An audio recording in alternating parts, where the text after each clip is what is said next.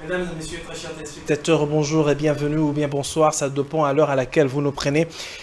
Je suis heureux et très content, mesdames et messieurs, de me retrouver encore sur ce stage pour vous présenter cette émission.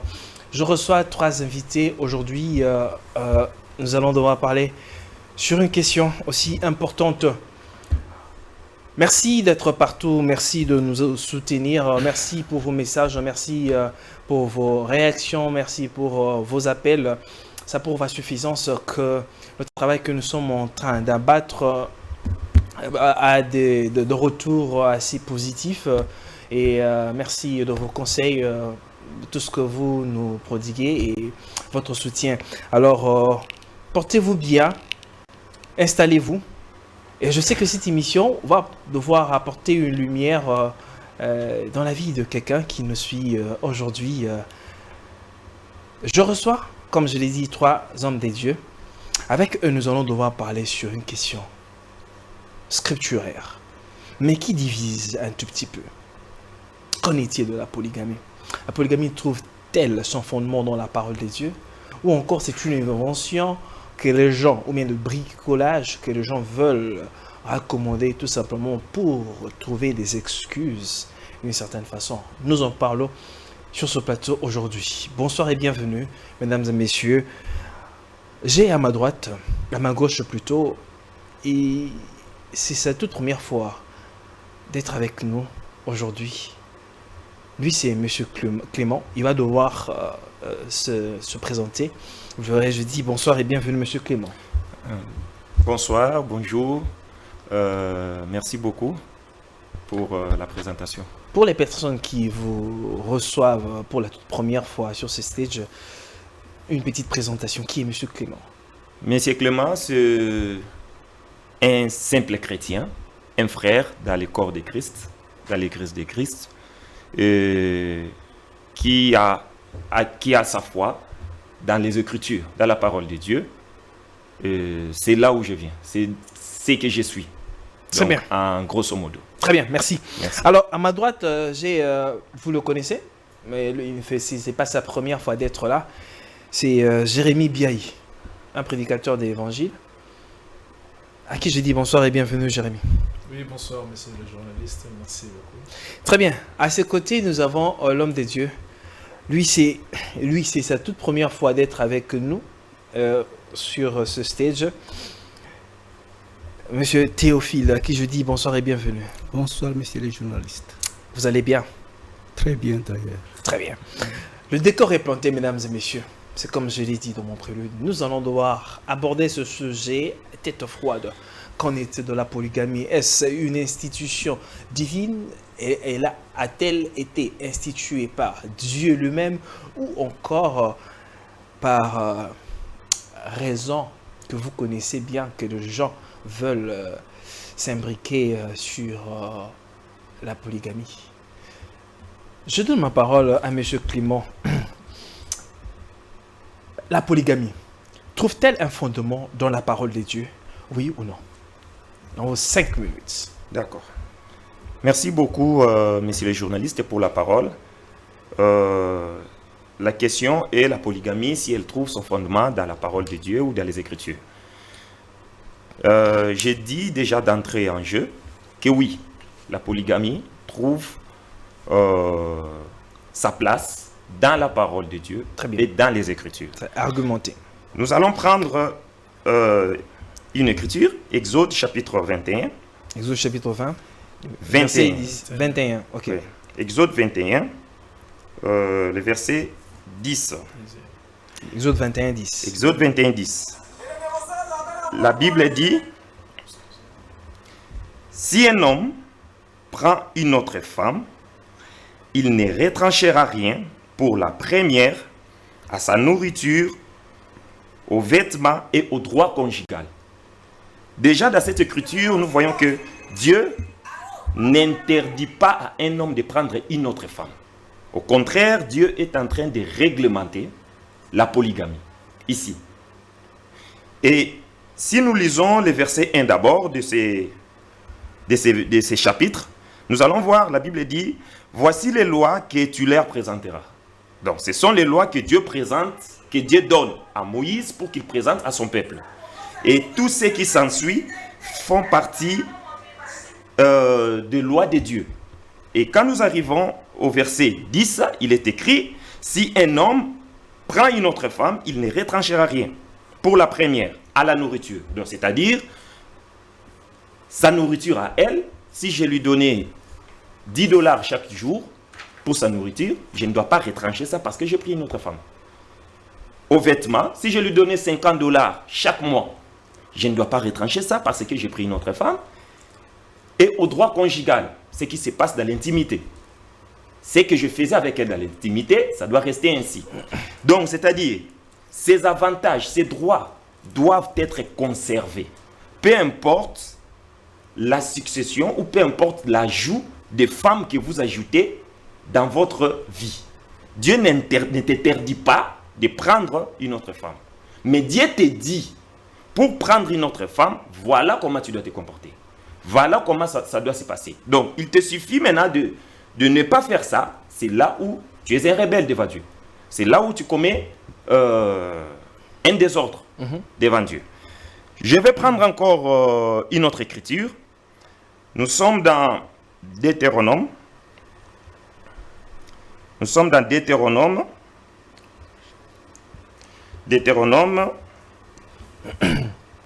Donc là, vous avez dit qu'il n'y a aucune écriture qui sanctionnerait, qui interdirait la polygamie. Il n'y a aucune écriture dans la Bible qui interdit la polygamie. Très bien. Il n'y en a aucune. Nous prenons une deuxième écriture. Il s'agit de Deutéronome, chapitre 21. Je lis à partir du verset 15. La Bible dit ceci. Si un homme qui a 2 femmes, ainsi parle l'Éternel, si un homme qui a 2 femmes aime l'une et n'aime pas l'autre, parce que les gens pensent que si tu as plusieurs femmes, tu dois les aimer de la même manière. C'est faux. Dieu n'a jamais dit ça. Même Dieu ne nous aime pas tous de la même manière. Jésus n'aimait pas tous ses disciples de la même manière. Ah, c'est fort comme propos. Donc, ça veut dire que Dieu fait aussi, voilà. Mais je vais dire ceci. Dieu sélectionne. Dieu est sélectif. Si Dieu nous aimait tous de la même manière, pourquoi vous n'êtes pas aveugle et l'autre est aveugle? Ah, ça veut dire que d'un côté, Dieu prend, donc Dieu est injuste. Non, il n'est pas injuste. Il n'est pas injuste. Il prend sa gloire dans tout ça. Parce que si par exemple, vous dites l'exemple que vous donnez, si moi j'ai ma vue et que l'autre n'a pas de vue, ça veut dire que Dieu m'aime plus que celui qui n'a pas de vue. Non, je ne dis pas qu'il t'aime plus que. Non. J'ai dit ceci, qu'il ne nous aime pas tous de la même manière. C'est différent d'aimer plus que. N'est pas nous aimer, n'est pas aimer les gens de la même manière. La capacité ou bien la dimension d'amour est différente. Ben oui, c'est différent. C'est différent. C'est pourquoi il y a des pauvres, il y a des riches. C'est Dieu qui enrichit, c'est Dieu qui appauvrit. Alors vous qui êtes pauvres, ne dites pas que Dieu ne vous aime pas. Mais Dieu veut que tu sois pauvre. Et il trouve sa gloire dans ça. C'est lui qui est riche aussi, qu'il ne dise pas ainsi. Que Dieu l'aime plus que l'autre. Dieu trouve sa gloire dans ça. Voyez un peu? Donc, dans l'écriture où je viens de prendre, il est dit, si un homme qui a 2 femmes, aime l'une et n'aime pas l'autre, et s'il en a des fils, dont le premier-né soit de la femme qu'il n'aime pas, il ne pourra point, quand il partagera son bien entre ses fils, reconnaître comme premier-né les fils de celle qu'il n'aime, les fils de celle qu'il aime, à la place du fils de celle qu'il n'aime pas. Et qui est le premier-né. Ici, Dieu réglemente toujours un foyer polygame. Dieu n'interdit pas. Il est en train de réglementer les foyers polygames. Question.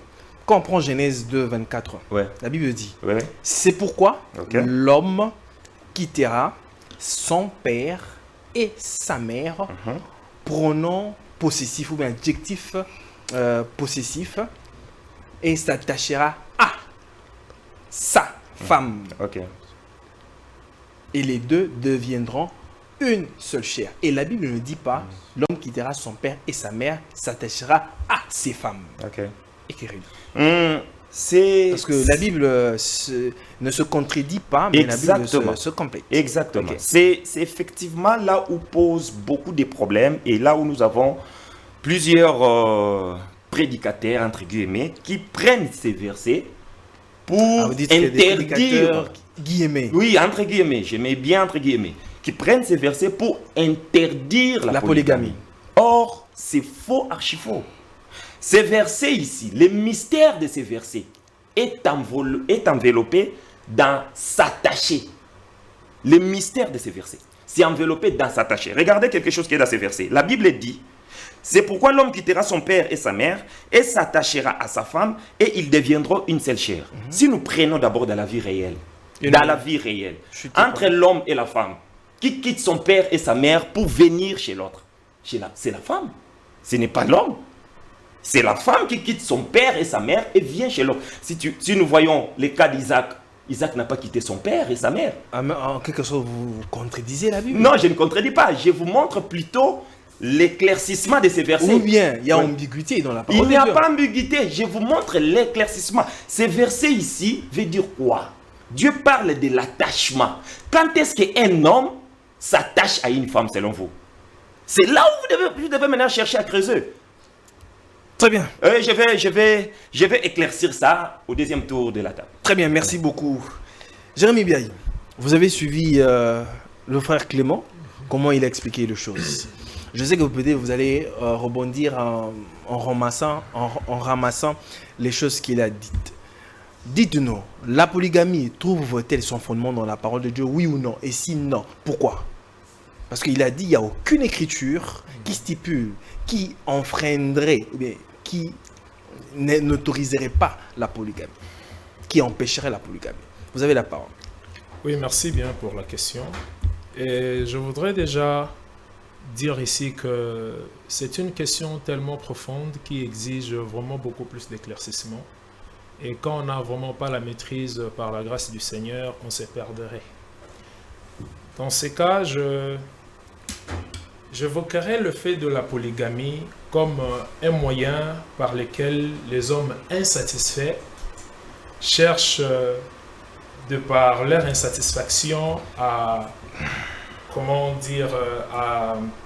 satisfaire leurs désirs ou leurs besoins qu'ils ne savent vraiment pas maîtriser en tant que chrétiens.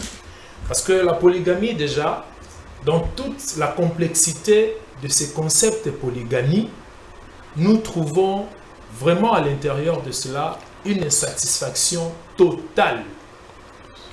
Quand la Bible parle de l'homme qui doit quitter, comme mon frère vient de dire tout à l'heure ici, que la Bible ne dit pas c'est l'homme qui doit quitter, mais plutôt la femme, ce qui n'est pas correct d'après la Bible, parce que la Bible dit que l'homme quittera son père et sa mère et s'attachera.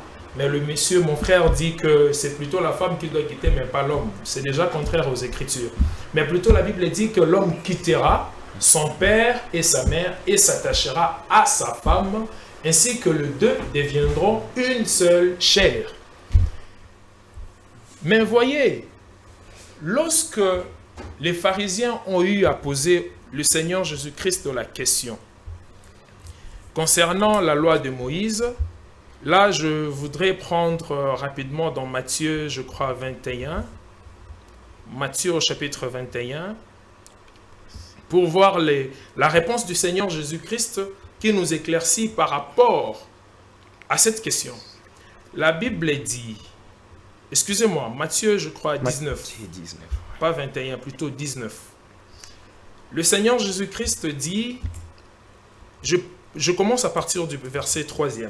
Les pharisiens l'abordèrent et dirent pour le prouver, est-il permis à un homme de répudier sa femme pour un motif quelconque? Il répondit, c'est le Seigneur Jésus-Christ qui répond, n'avez-vous pas lu que le Créateur au commencement fit l'homme et la femme? Ici, je voudrais vraiment insister sur la volonté parfaite de Dieu. C'est que beaucoup de gens ignorent. Dans la volonté parfaite de Dieu, Dieu a fait que l'homme n'ait qu'une seule femme. Et non deux ou plusieurs autres, mais qu'une seule femme. Le Seigneur Jésus-Christ répond ici, je reprends cette réponse de notre Seigneur. N'avez-vous pas lu que le Créateur au commencement fit l'homme et la femme? Et qu'il dit, 5e verset, c'est pourquoi l'homme quittera son père et sa mère. il n'est pas ici dit la femme, comme mon frère vient de le dire tout à l'heure, c'est déjà faux. Disons que c'est la femme qui doit quitter, pas l'homme, en prenant même l'exemple d'Isaac. Isaac n'a pas quitté ses parents. Mais la Bible dit ici, c'est l'homme qui doit quitter.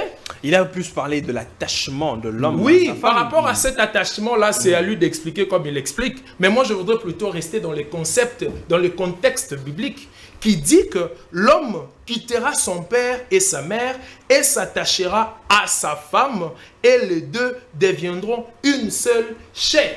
Parce que nous parlons ici du mariage. Ok?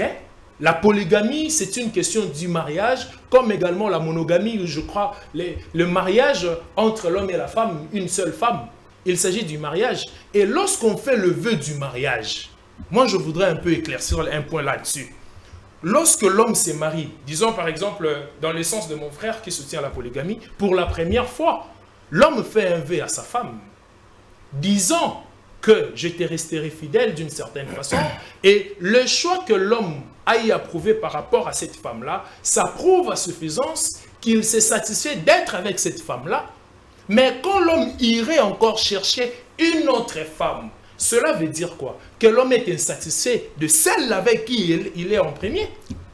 C'est cette insatisfaction-là que les gens aujourd'hui veulent vraiment en fait nous prouver. Mais scripturairement, la Bible nous montre comment est-ce que dans la volonté parfaite du Seigneur, l'homme ne doit qu'épouser une seule femme et non deux ou plusieurs autres, trois ou je ne sais pas moi combien, dans le sens polygamique. Mais plutôt, le problème est que Dieu n'a jamais autorisé que l'homme puisse épouser deux. Dieu n'a jamais autorisé. N'a jamais. Je parle bien de la volonté parfaite de Dieu. Dieu n'a jamais aussi interdit. Dieu n'a jamais aussi interdit, bien évidemment, vous avez raison. Dieu n'a jamais aussi interdit. Mais le problème est la profondeur qu'il y a dans toute cette réalité-là. Pourquoi l'homme chercherait à épouser une autre femme? Parce qu'il a déjà une, à laquelle il a eu à faire un vœu, ou auprès de laquelle il a eu à faire un vœu, disant qu'il lui resterait fidèle. Donc dans le monde entier, ça prouve que c'est cette femme-là que l'homme a trouvé la meilleure de toutes les femmes du monde. Il a choisi celle-là avec qui il s'est marié. Mais voilà que l'homme va encore chercher une autre femme. C'est dans quel objectif? C'est cela le problème. Très bien. Merci beaucoup. Monsieur Théo, Oui. vous avez suivi le frère Clément, vous avez suivi Jérémie. Oui, je les ai suivis tous les deux. Dites-nous, la polygamie est-elle bonne ou mauvaise? Bon, répondre directement si la polygamie est bonne ou mauvaise. Je sais que vous allez ramasser tout ça là. Là, c'est ma question. Vous allez ramasser. Vous avez 5 minutes. Ah oui. La polygamie a sa place dans la Bible, mais c'est une place limitée. Une place limitée. Ok. Donc Parce vous reconnaissez d'abord que la polygamie est biblique. Est biblique. Ok. Mais on doit donner le cadre, oui, circonscrire le cadre dans lequel la polygamie peut se pratiquer. Nous avons d'abord la volonté originale de Dieu, la volonté parfaite de Dieu. Ce que Dieu avait pensé au commencement. C'est comme les bien-aimés venaient de le dire là, un homme, une femme. C'était ça. Donc le mariage, c'est l'union de deux personnes, de sexes opposés. C'est ça même la définition scientifique du mariage. Et Dieu, quand il a pensé aussi à créer l'homme, il a tiré de lui une seule femme. Il a pris sa côte, une seule côte, il a créé une femme qu'il a donnée à cet homme. Et cet homme, quand il a vu, voilà, l'os de mes os et la chair de ma chair. Mais il y a un élément, peut-être qu'elle est bien aimée, qu'elle ne connaît pas, il y a eu interruption de l'ordre original, du premier ordre. Le péché est venu et il a interrompu le processus, ou si vous voulez, cette volonté parfaite de Dieu. Okay. Et comme le péché est venu par la femme, Dieu avait cassé carrément l'égalité entre la femme et l'homme. Il a dit que l'homme dominera sur la femme. À partir de là, la polygamie était introduite. On peut avoir un homme et plusieurs femmes. Et c'est là, durant la loi de Moïse, comme que le frère l'a montré là-bas. Puisque la polygamie était permise sous l'ancienne loi, c'est-à-dire sous la loi de Moïse, dans l'Ancien Testament.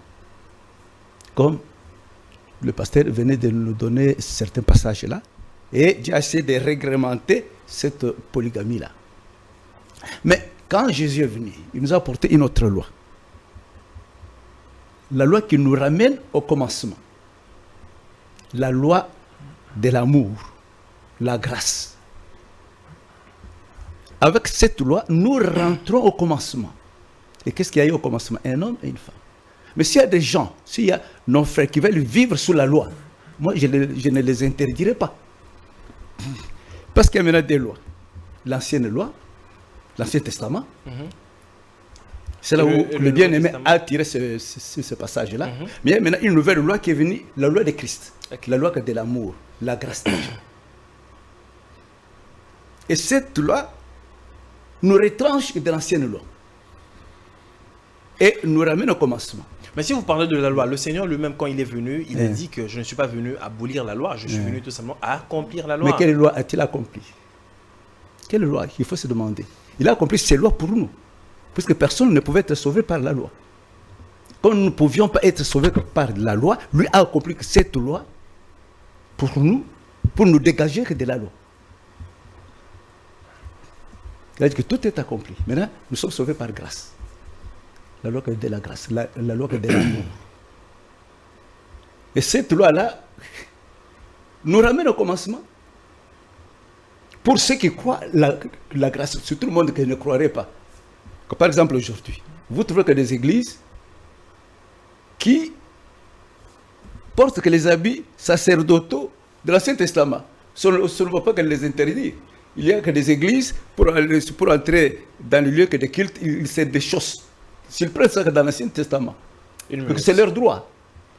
Alors, la polygamie a été permise sous les anciennes lois, c'est-à-dire sous la loi de Moïse dans l'Ancien Testament. Dans les nouveaux, les choses changent.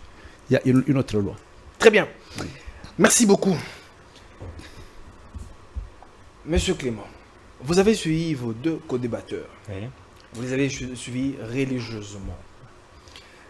L'apôtre Paul dit, au commencement, il y a la Bible qui dit, au commencement, il n'en était pas ainsi.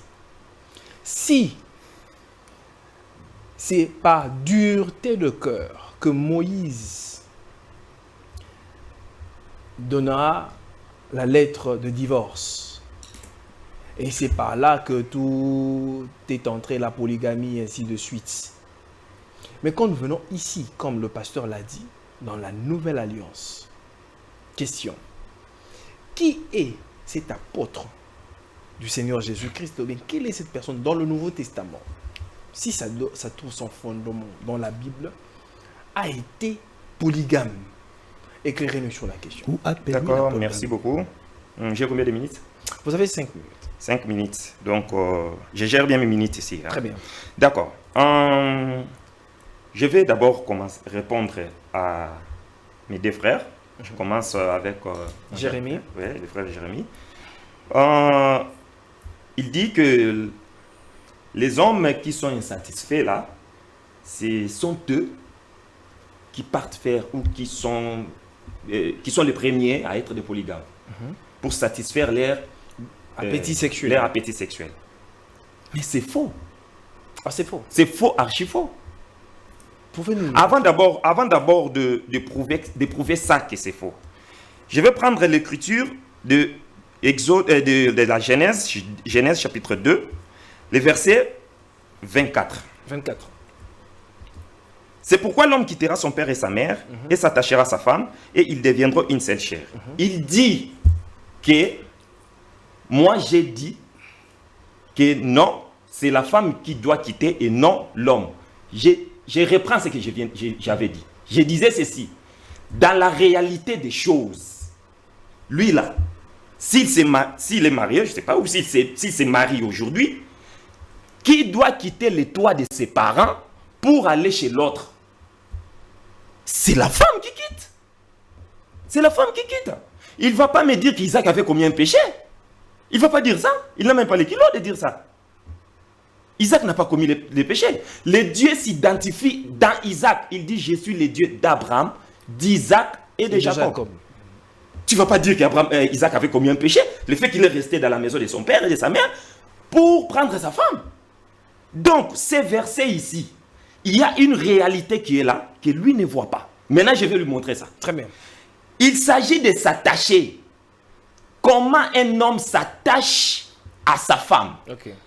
Je prends 1 Corinthiens, chapitre 6. Je lis le verset 16. 1 Corinthiens, chapitre 6, le verset 16. Il est dit ceci. Loin de là, ne savez-vous pas que celui qui s'attache, on a dit là-bas, l'homme quittera son père et sa mère s'attachera. On conjugue les mêmes verbes. Ne savez-vous pas que celui qui s'attache à la prostituée est un seul corps avec elle? Car il est dit, ou il est écrit, que les deux deviendront une seule chair. Ici, l'apôtre Paul fait allusion à quelle écriture quand il dit les deux deviendront une seule chair?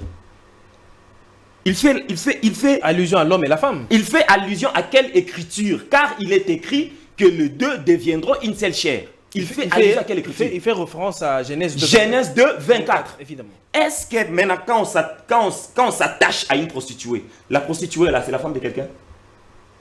On peut me répondre ici si la prostituée c'est la femme de quelqu'un? Quand on s'attache à la prostituée, qu'est-ce qu'on fait avec elle? Un homme fait quoi avec une prostituée? Ce que tu fais avec la prostituée là, c'est la même chose que tu fais avec ta femme là. C'est ça, s'attacher, qui est dit là-bas au livre de la Genèse 2, 24. Est-ce que l'attachement ici ne fait pas allusion par exemple au vœu? Non. L'attachement est-ce qu'à une prostituée on fait un vœu? Tout, la Bible s'explique elle-même. La Bible elle-même explique ça. Est-ce qu'à une prostituée on fait un vœu? L'attachement ici, c'est par rapport au rapport sexuel. Oh, c'est ça l'attachement. C'est ça l'attachement qu'il est dit là. Donc ça veut dire n'importe qui qui a des relations sexuelles avec un homme ou une femme avec un homme, vous vous attachez. Automatiquement, vous êtes attachés devant Dieu. Vous êtes devenus une seule chair. Ainsi, il est écrit, loin de là, ne savez-vous pas que celui qui s'attache à une prostituée est un seul corps avec elle? Car il est écrit, les deux deviendront une seule chair. C'est ça, la Bible explique cet attachement elle-même. C'est la Bible qui explique ça. Mais si vous parlez de l'attachement, permettez frère Clément, si vous parlez de l'attachement, prenons un peu 1 Corinthiens chapitre 7 verset 1. 1 Corinthiens chapitre 7 verset 1. Verset 1. L'apôtre Paul dit ceci. Pour ce qui concerne les choses dont vous m'avez écrit, je pense qu'il est bon pour l'homme de ne point toucher de femme.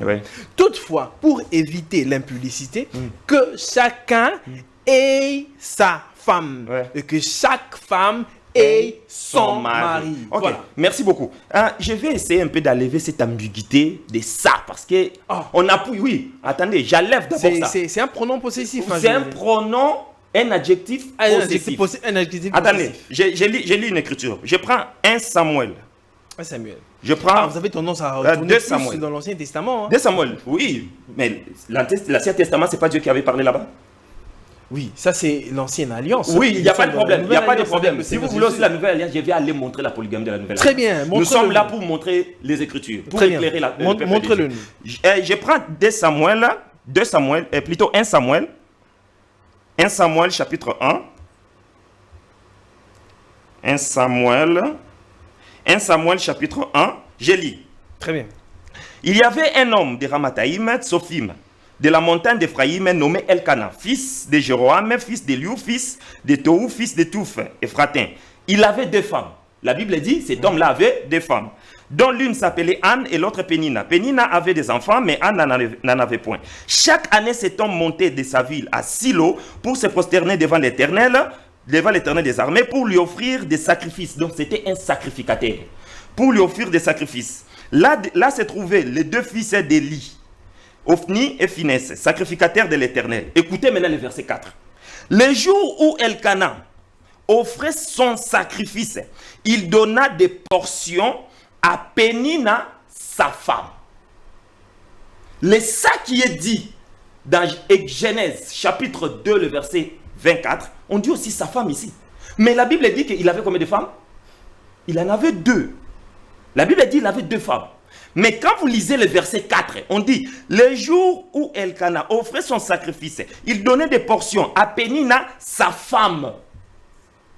Ça, c'est un adjectif possessif, identificatif, qui précède toujours l'identité de la chose qu'on a ou de la personne que j'ai.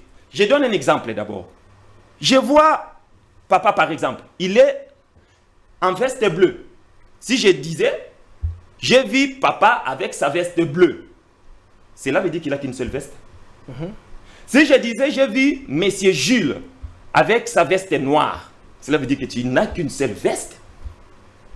Ça ne veut pas dire 1, 2, 3. Ça ne veut pas dire ça. Ça n'a rien à voir avec la quantité. Ça montre l'appartenance, la possession, ce qui m'appartient. Le même chapitre de 1 Samuel, chapitre 1, le verset 19. Écoute ce qu'il a dit. Ils se levèrent de bon matin, et après s'être prosternés devant l'Éternel, ils s'en retournèrent devant et revinrent dans leur maison, à Rama. Elkana connut Anne, sa femme. Maintenant, Pénina devient quoi? Elkana connut Anne, sa femme. Maintenant, Pénina devient quoi? Si Elkana connut Anne, sa femme, Pénina devient quoi? Cela veut dire ceci. Quand on parle de la polygamie là, un homme qui a plusieurs femmes, c'est-à-dire, au moment où tu es avec ta femme, Sabrina, on dira, j'ai vu M. Clément avec sa femme, Sabrina. Au moment où je suis avec ma femme, Gloire, j'ai vu M. Clément avec sa femme, Gloire. Au moment où je suis avec ma femme, Betty, j'ai vu M. Clément avec sa femme, Betty. Donc, c'est-à-dire, la possession, ce que j'ai là, ce qui est à moi là, quand je le vois, si on dit, j'ai vu Clément avec sa femme, imaginez qu'on sait que Clément a plusieurs femmes. La personne là, si tout va bien à lui, si tout va bien à lui, il dira, si tout va bien à lui, c'est le français qui est écrit là. On ne lit pas les lingala, on ne lit pas les lingala, on ne lit pas les chiluba, on lit le français. Donc la parole de Dieu s'explique elle-même. Et j'ai expliqué la parole de Dieu et ça s'explique elle-même. Voilà. Dans l'Ancien Testament. Donc, je voulais dire ceci. C'est ce que ça veut dire. Donc, les ça là, ça n'a rien à voir avec la quantité. Les ça, c'est simplement un adjectif possessif. Mais je dois finir avec quelque chose. Une minute. Je dois finir avec quelque chose. Il a pris Matthieu chapitre 19. Il prend Matthieu chapitre 19. C'est là où il y a les problèmes. Matthieu chapitre 19. Il dit, Matthieu chapitre 19, il y a à partir du verset 3 à 4, les pharisiens l'abordèrent et dirent pour l'éprouver, est-il permis à un homme de répudier sa femme pour un motif quelconque? Il répondit, n'avez-vous pas lu au commencement les créateurs fit l'homme et la femme? J'ai dit amen à ces versets. Mais est-ce que ces versets parlent de la polygamie? Soyons un peu sérieux. Non. Est-ce que ces versets parlent de la polygamie? La question que les pharisiens lui posent, c'est quoi? Est-il permis à un homme de répudier sa femme? On parle de la répudiation. On parle de divorce. On parle de la répudiation. Ça n'a rien à voir avec la polygamie. On me pose la question, comment tu t'appelles? J'ai dit, je suis congolais. Est-ce que ça va chez moi? Très bien. Ça ne va pas? Merci beaucoup, frère Clément. Jérémy Biaïm, vous avez suivi ce que le frère Clément a dit. Partagez-vous d'avis avec lui? Parce qu'il a parlé aussi de l'adjectif possessif. Pas du tout. Parce que c'est juste par rapport à l'appartenance, non par rapport au nombre. C'est ce que je vais d'ailleurs Parce que si par exemple j'ai Judith, c'est ma femme. Ma femme. J'ai Irène, c'est ma femme. J'ai Esther, c'est ma femme. Ça ne dérange en rien. Ok. Merci. C'est par rapport à l'appartenance, la chose, il a bien expliqué par rapport à la veste. Je voudrais éclaircir mon frère sur une incompréhension par rapport au verset de Matthieu, le passage de Matthieu. Ah, une incompréhension. Ouais, de sa part, bien évidemment. Il a eu une mauvaise incompréhension. Ouais, c'est déjà un problème parce que soit il ne m'a pas bien suivi, soit il n'a pas compris la raison pour laquelle j'avais évoqué, ou soit il a eu une compréhension erronée du verset 19 de Matthieu. Quand j'ai évoqué ce verset, ce n'est pas par rapport au contexte. L'idée ou le contexte que moi je voulais évoquer ici, c'est l'attachement d'une seule femme à un homme. Pour montrer comment est-ce que le Seigneur Jésus-Christ dit, au commencement, il n'y avait qu'un homme, Dieu avait créé qu'un homme et une seule femme. C'est dans ce contexte-là que j'ai évoqué en fait le Matthieu 19 Je me répète pour éclaircir la lanterne de mon frère. Mais comment on s'attache? Okay? On doit nous expliquer ça. Non, déjà, je ne suis pas là pour répondre à vos questions. Je réponds aux questions du journaliste. J'ai évoqué ces versets par rapport à votre compréhension parce que vous avez dit pourquoi j'ai évoqué ces versets. Parce qu'ici, on parle du divorce. Je ne l'ai pas évoqué par rapport au divorce, mais par rapport à la raison poussée par le Seigneur disant, au verset 4e, il répondit, n'avez-vous pas lu le Créateur au commencement fit l'homme et la femme. C'est cela la raison pour vous montrer qu'on n'a pas parlé ici d'un homme ou plusieurs femmes, mais la femme. Ok. Pour également attaquer la question d'appartenance telle que vous avez dit, je vais prendre directement Tite, le verset 1er du Tite, plutôt le chapitre 1er du Tite, au verset, je préfère prendre au verset 4e. Encore ici, j'en appelle à la compréhension de mon frère pour qu'il comprenne. Le français qu'on parle, en tout cas, ça ne doit pas nous embrouiller. Et la parole de Dieu, ça ne se lit pas par rapport à la compréhension humaine ou intellectuelle qu'on a du français, de la langue française ou quoi là. Non, non. C'est comme mais la langue française nous aide à la compréhension. Il est trop basé sur la lettre, mais il ignore l'esprit qui doit vivifier la lettre. C'est ça le problème avec mon frère. Ici, je vois la question d'appartenance telle qu'il évoque là. Tite, le premier chapitre, je préfère prendre à partir du 4e. À Tite, mon enfant légitime en notre commune foi, que la grâce et la paix te soient données de la part de Dieu le Père et de Jésus-Christ notre Seigneur, Sauveur. Je t'ai laissé en Crète, afin que tu mettes en ordre ce qui reste à régler et que, selon mes instructions, tu établisses des anciens dans chaque ville.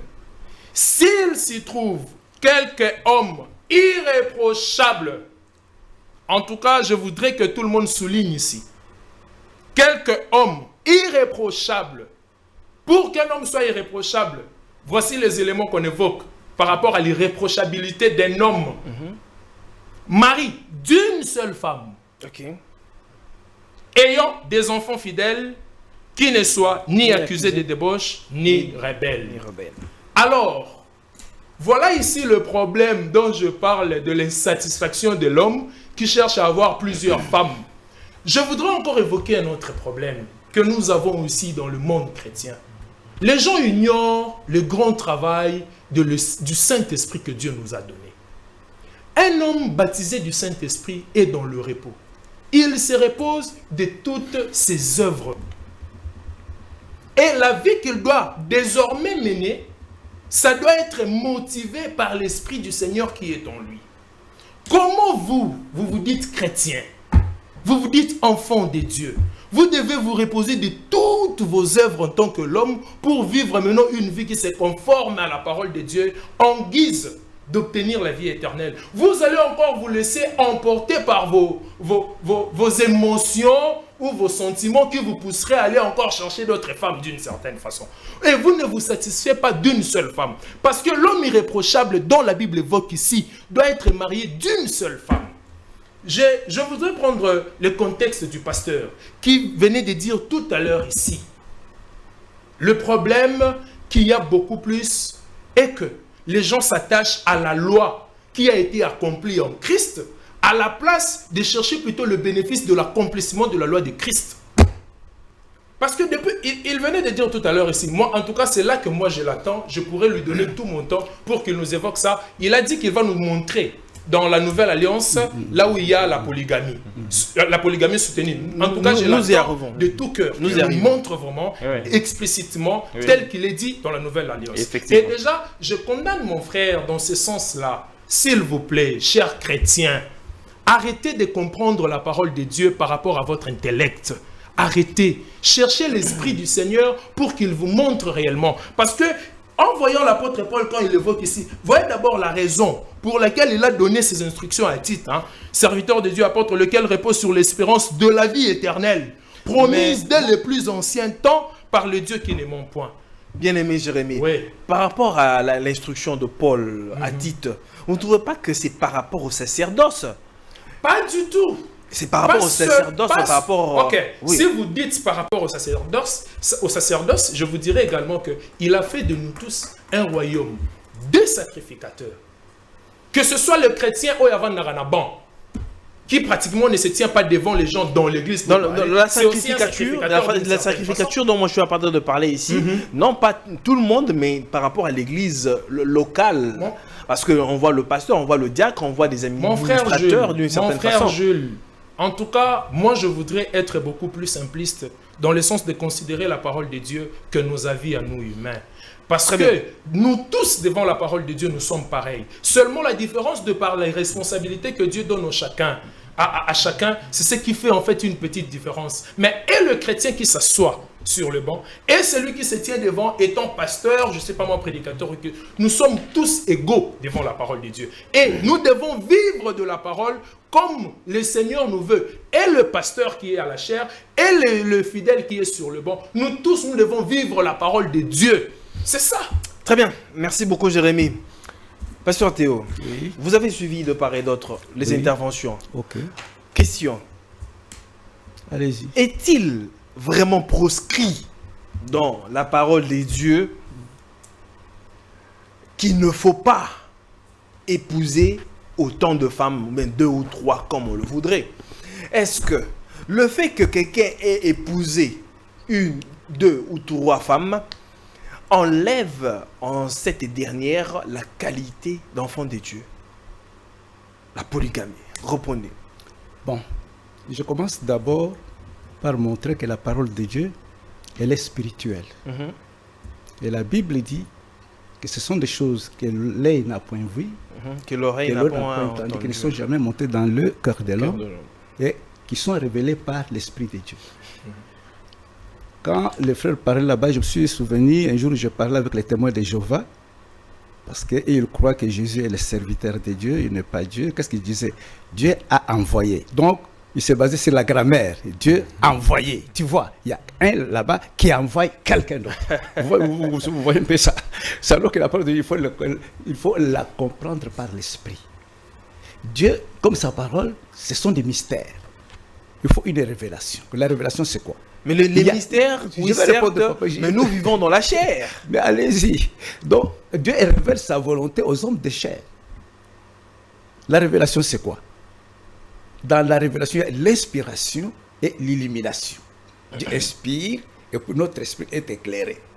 Et nous comprenons bien la chose. Au lieu d'y aller avec l'intellect, l'instruction.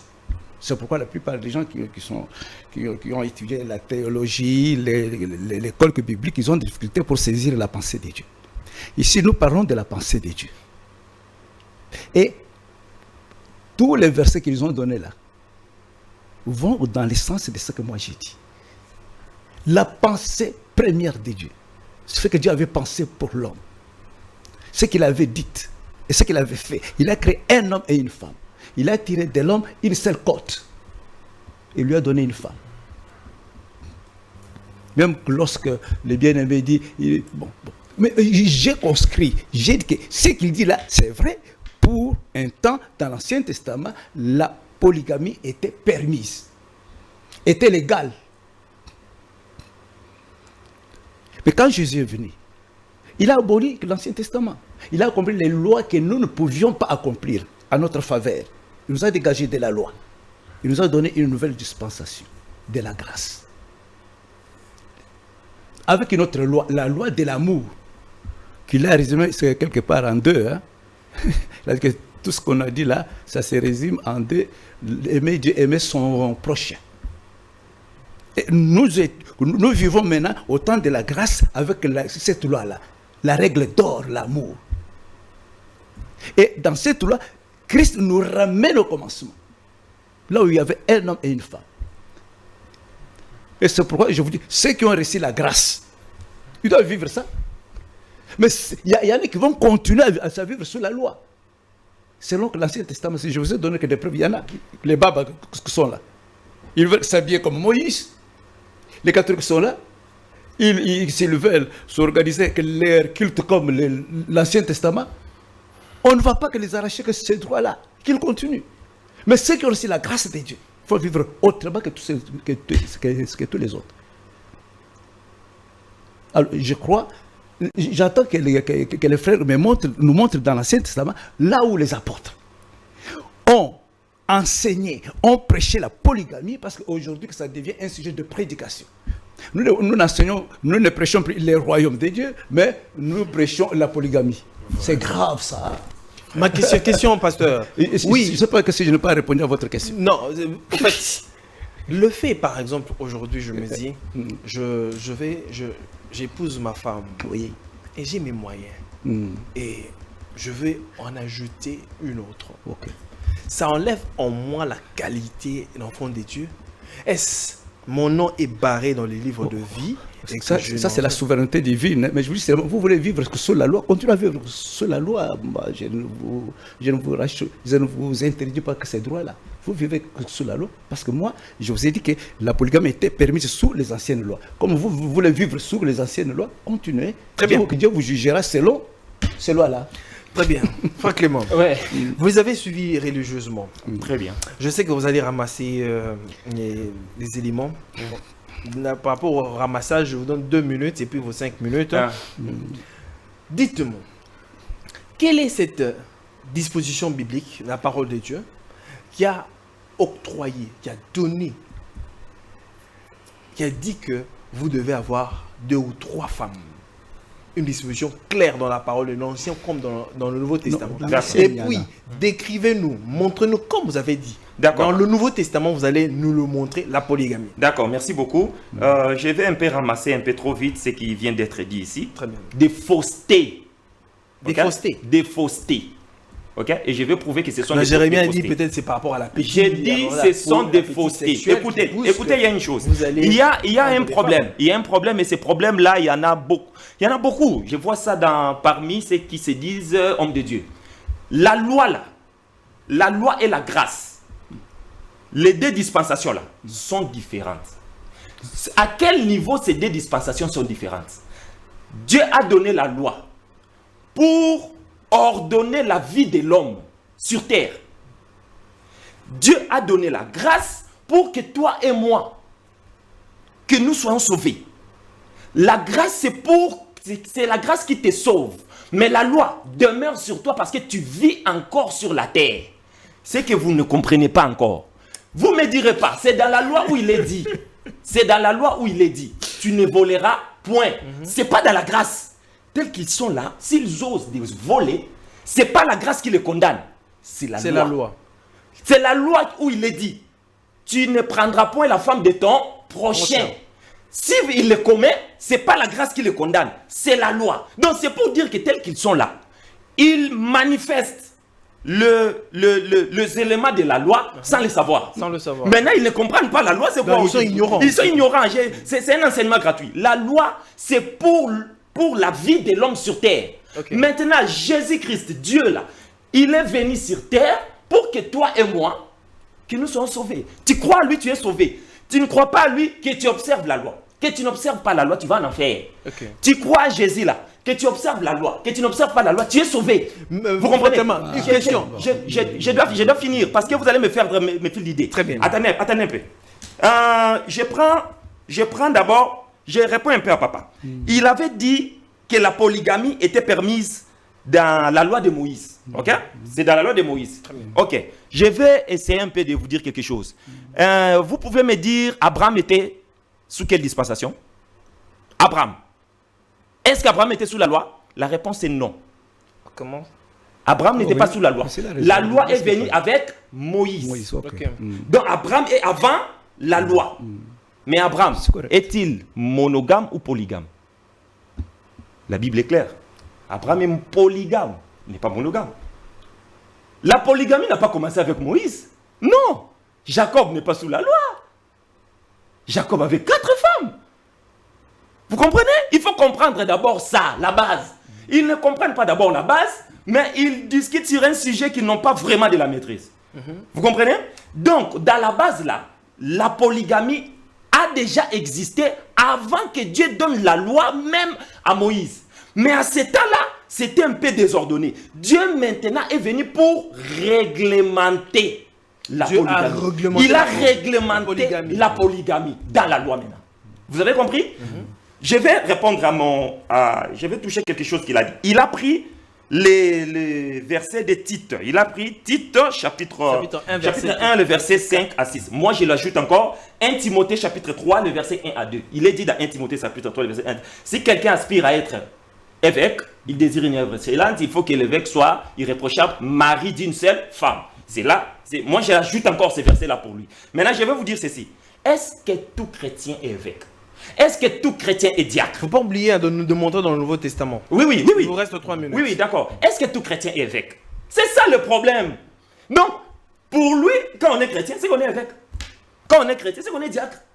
Et puis, le verset là est clair. Je vais te montrer ce que Paul a dit là-bas. Est clair.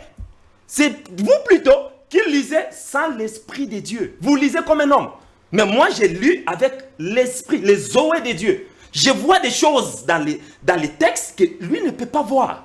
1 Timothée chapitre... Je prends d'abord Tite chapitre 5 à 6. Écoute ce qu'il est dit. Je te laisse en Crète, afin que tu mettes en ordre ce qui reste à régler, et que selon mes instructions, tu établisses les anciens dans chaque ville. S'il s'y trouve quelque homme irréprochable, comment on peut dire ça en français? Si on dit s'il s'y trouve, c'est une incertitude. Ce n'est pas une affirmation. Parce que si tout le monde déjà est monogame, on dira seulement va prendre quelqu'un et puis qu'il soit évêque, qu'il soit diacre, c'est tout. Mais on dit s'il s'y trouve, c'est-à-dire, Paul sait que les chrétiens qui sont là, tout le monde n'est pas polygame. Tout le monde n'est pas aussi monogame. Donc ils sont mélangés. Chrétiens, polygames, chrétiens, monogames. Maintenant, s'il s'y trouve, s'il y en a, tu prends maintenant, tu l'établis diacre. Tu prends, tu l'établis évêque. C'est ce qui est dit. C'est ce qui est dit. Toi, ne déforme pas le message qui est là. Ne déforme pas la pensée. La pensée, il y a une incertitude dans ces versets. Il y a une incertitude. L'apôtre reconnaît qu'il y a des polygames. Il reconnaît. Et je vais lui montrer qu'il reconnaît. Moi, je vais lui montrer. Je vais leur montrer que l'apôtre Paul reconnaît. Je lis d'abord une écriture. Je lis d'abord une écriture. Avant que je lise cette écriture, j'aimerais que vous preniez cette question et que vous mettez ça sur la table qu'on me réponde. À quel moment un homme marié peut encore se remarier? Je reprends. Mais c'est le journaliste. Vous allez mettre ça sur la table. À quel moment un homme marié peut encore se remarier? Parce que je donne une écriture. Écoutez, Romains chapitre 7. Romains chapitre 7. Romains 7. Écoutez ce qu'il est dit ici. Ignorez-vous, frères, car je parle à des gens qui connaissent la loi, que la loi exerce son pouvoir sur l'homme aussi longtemps qu'il vit. Ainsi, une femme mariée, ici on parle de la femme qui est mariée, on explique à quel moment cette femme peut encore se remarier. Écoutez ce qui est dit ici. Ainsi, une femme mariée est liée par la loi à son mari tant qu'il est vivant. Mais si le mari meurt, elle est dégagée de la loi qui l'a liée à son mari. Si donc du vivant de son mari, elle devient la femme d'un autre homme, elle sera appelée adultère. Mais si le mari meurt, elle est affranchie de la loi, de sorte qu'elle n'est point adultère en devenant la femme d'une autre personne. Donc c'est-à-dire, on explique clairement à quel moment une femme mariée peut se remarier. C'est seulement si le mari meurt. Maintenant, qu'il me donne une écriture qui dit, si un homme meurt, et plutôt si ma femme meurt, je peux prendre encore une autre femme. Parce que eux là, qui soutient, qui s'attache à tout prix à la monogamie pour dire que non, la polygamie, ce n'est pas Dieu, la polygamie, ce n'est pas Dieu. Mais quand sa femme meurt, on voit comment ils se marient. On voit comment ils se marient, qu'ils nous disent maintenant ce qu'ils font là. Quand ta femme meurt, tu t'épouses, tu te maries avec une autre femme. Vous avez tiré ça où? Très bien. Merci. C'est la question que je laisse sur la table. Peu importe tout ce qu'ils peuvent dire, qu'ils nous donnent cet éclaircissement. Très bien. Dans les Écritures. Mais, Jérémie Biaï, j'en viens au Rome. Vous avez suivi. Il y a une disposition où bien on dit l'homme peut, mais la femme ne peut pas. Pouvez-vous nous éclairer sur la question? Oui. Mon frère, ici, je suis pas en train, en fait, de nier, complètement l'affaire de la polygamie. Mais je veux vraiment dire ma motivation, c'est plutôt décourager la polygamie. Et j'en appelle encore à la compréhension de mon frère, parce qu'on dirait qu'il n'arrive toujours pas. Non, c'est comme si tu es en train de te contredire. Non. Tu es tout à fait d'accord avec la polygamie. Je dis bien, écoutez. Tu es tout à fait d'accord avec la polygamie, mais tu es en train de décourager. Oui, c'est quoi ça? En fait, pour dire quoi? Ok, c'est contradictoire. Ok, je vais nuancer. Je vais nuancer en tout cas. Très bien. Quand je dis que je ne suis pas en train d'abolir la polygamie, parce que j'en ai pas le pouvoir. C'est autorisé dans la Bible. Et comment moi j'aurais en fait à la si c'est autorisé dans la Bible, on dit amen. Alors... Laissez-moi m'expliquer, messieurs les journalistes. J'ai bien dit, je veux vraiment nuancer, je vais éclaircir. Oui, nuancer, mais pourquoi décourager? Okay. Décourager, pourquoi? C'est comme le pasteur venait de le dire tout à l'heure ici. Nos frères prédicateurs, soi-disant prédicateurs de l'évangile et soi-disant chrétiens, pourquoi ils ne doivent pas montrer les enfants de Dieu l'essentiel qu'est rester sur des banalités pour chercher à satisfaire leurs passions charnelles parce qu'ils ne sont pas encore baptisés du Saint-Esprit, à trouver toujours des femmes et des femmes? C'est vraiment ça la mission de l'Église? C'est vraiment ça la mission des prédicateurs? Encourager les gens à chercher des femmes d'une certaine façon, à multiplier le nombre de femmes dans leur vie? Où est le mal? Le mal est que nous devons nous baser sur l'essentiel. Ici, quand je reviens à ce que je venais de dire dans l'entrée de jeu ici, c'est interdit par Dieu. Quand je parle de la polygamie, en tout cas, permettez-moi d'évoquer la polygamie comme une façon d'impudicité officialisée. Même dans l'Église. Prouvez-le nous avec les Écritures. C'est ça, on parle des Écritures. J'évoquais ici, dans ma précédente intervention, que le problème, quand on est baptisé du Saint-Esprit, on est dans le repos. J'en avais parlé, mais on dirait que vous n'avez pas saisi ce que je voulais vraiment effectivement dire par là. L'homme, par exemple, qui vient à la lumière, ou qui était, je prends un exemple comme ça, ok? L'homme qui vient à la lumière dans le sens quelqu'un qui ne priait pas, il était encore dans le monde et tout, il était par exemple, je ne sais pas moi, polygame, et il vient maintenant, il connaît le Seigneur. Une telle personne, moi je pense qu'on peut plutôt lui évoquer tous ces versets que mon frère évoque ici, dans le sens de l'impartialité à l'égard de ces femmes. C'est écrit où? Avec lesquelles il est venu dans la lumière.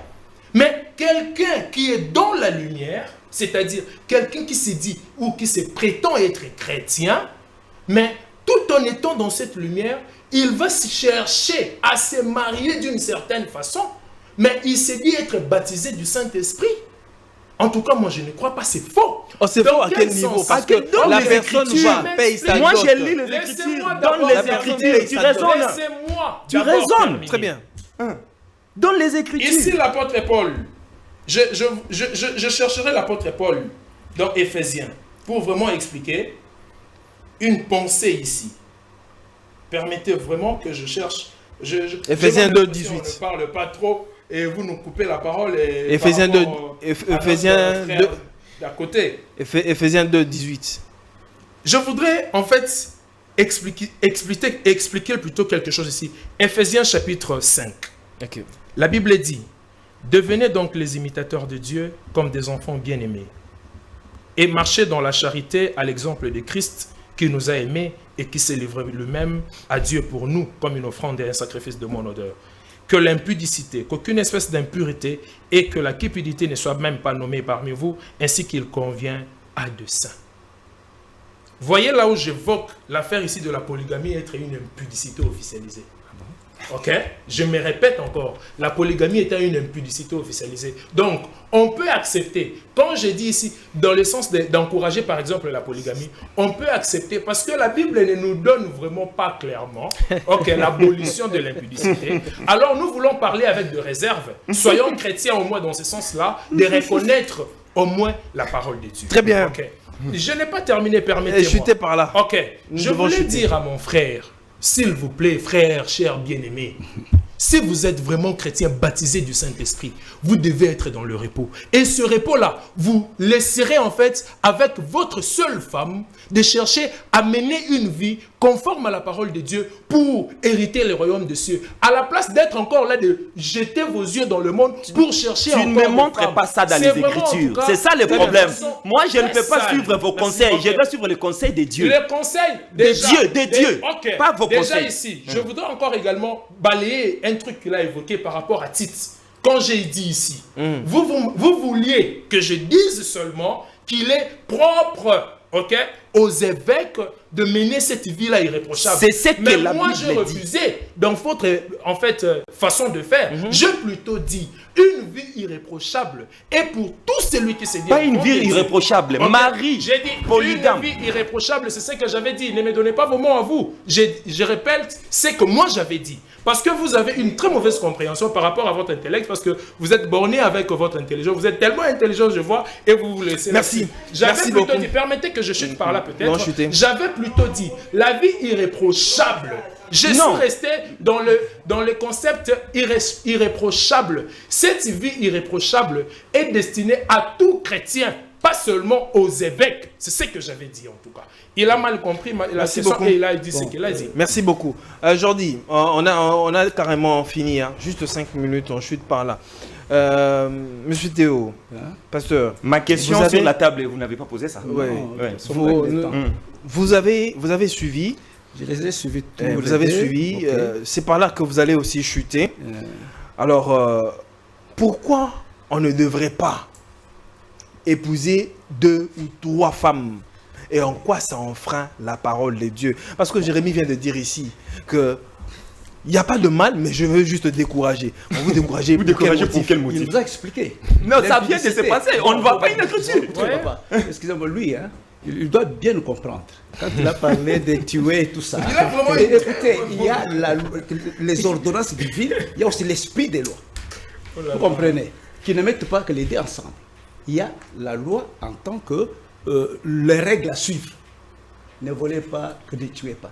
Mais il y a aussi le système, l'esprit. L'esprit des lois et l'esprit de grâce sont des esprits et des systèmes différents. Lui confond les deux. Vous avez compris. Et puis, je vais répondre en ce qui concerne Abraham. Il ne nous dirait pas qu'aujourd'hui, comment je peux prendre que ma sœur comme femme. Il ne me dirait pas ça. Donc, Dieu a travaillé en continuité. C'est ça que je voulais faire comprendre. Dieu a été évolutif. Écoutez, oui, c'est évolutif. Ça, la monogamie, c'était la pensée originelle de Dieu. La volonté parfaite. Quelqu'un qui vit dans cet état-là, il est dans la volonté parfaite de Dieu. Et celui qui a que plusieurs femmes, je ne le condamne pas, mais il est dans la volonté permissive. Cela est venu après la chute. Comment? Quelque chose qui est venu dans la chute. Vous voulez l'officialiser. Même bon, que si je dois... C'est là la règle. Permettez-moi. Si je dois prendre son exemple dans la vie pratique, vous connaissez que les conséquences de la polygamie. Des conséquences. Il y en a beaucoup. Il y a que des enfants qui s'empoisonnent, qui se tuent. Oui, ça, ce sont les conséquences. Lui aussi, mais permettez-moi. Les conséquences... Il a dit, dans la vie pratique, je ne voulais pas y toucher parce qu'il va me demander de verser, mais c'est ce que je lui dis. Parce que vous n'en avez pas. Non, j'en ai. Par rapport aux conséquences de la polygamie. Par rapport aux conséquences de la polygamie. Vous voyez chez Abraham, qu'est-ce qui s'est passé là-bas? C'est avec l'enfant de Ismaël et tout ça. Tout ça. Ça ne vous dit rien. Très bien. Bon, je n'ai pas encore terminé, permettez-moi. Qu'ils comprennent qu'il y a des ordonnances qui étaient dans l'Ancien Testament avec lesquelles nous devons continuer. Il y a aussi l'esprit des lois que nous ne devons pas garder. Nous sommes que dans une autre dispensation. Il y a une différence très, très grande entre la dispensation de la grâce et la dispensation de la loi. Il y a une très grande différence. Quelqu'un qui vit sous les deux personnes qui vivent sous ces deux dispensations, ils n'auront que des comportements différents. Très bien.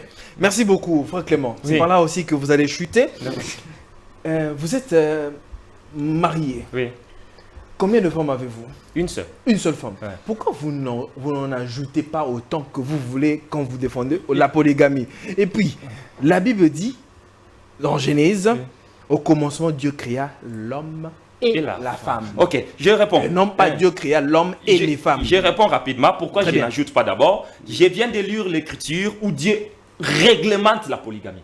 Il dit, si un homme prend une autre femme, il ne retranchera rien pour la première, à la nourriture, aux vêtements et aux droits conjugaux. C'est-à-dire, la polygamie, c'est pour quelqu'un qui a des moyens. Donc, frère Sokazu Bakoki, il deviendra. Mais oui, si je Sa femme à la maison, Votre devant la femme, suite.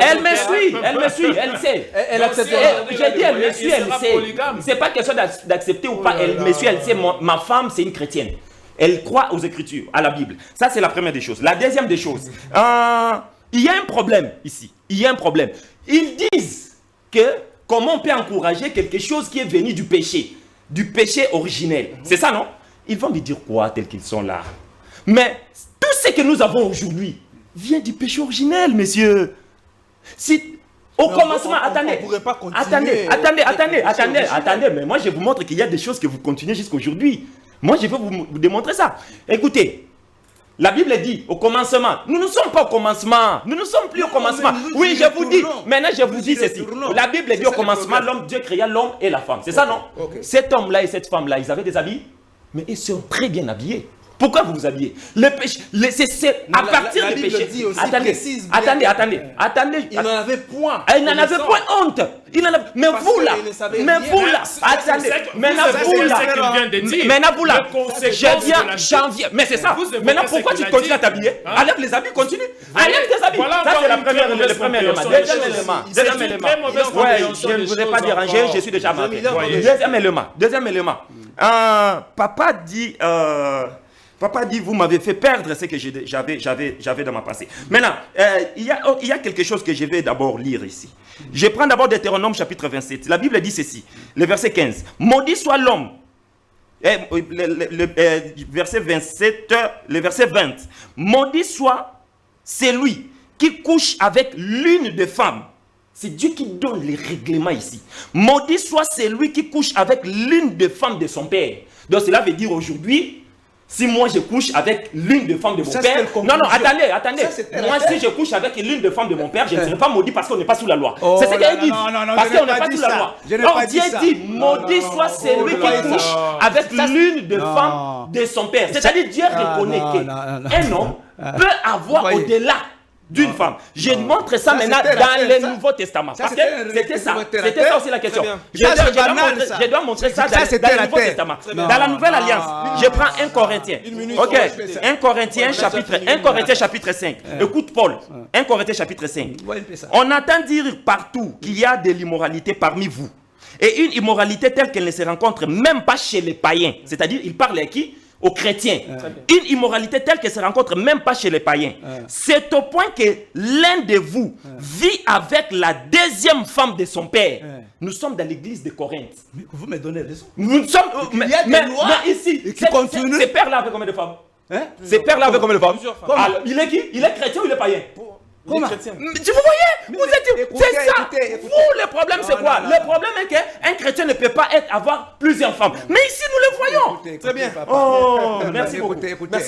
Merci beaucoup. Ne nous faites pas dire ce que nous n'avons pas dit. Moi, je n'ai pas dit que dans l'Ancien Testament, on a condamné l'impudicité et elle est autorisée dans le Nouveau Testament. Que je n'ai pas dit ça. Il y a des lois, il y a que des règles. Je viens de lire Paul.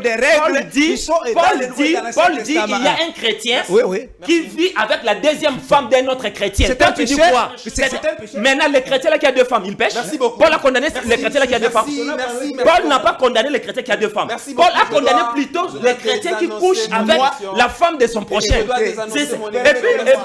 puis, le Messie avait dit que moi je me marie avec ma soeur. Mais ça là, papa, vous avez dit, comme quand j'ai donné le cas d'Abraham, quand j'ai donné le cas d'Abraham, vous avez dit que moi je me marie avec ma soeur. Mais je vous dis ceci. On se retrouve très prochainement. Que la paix soit avec vous et que Dieu vous bénisse. Au revoir.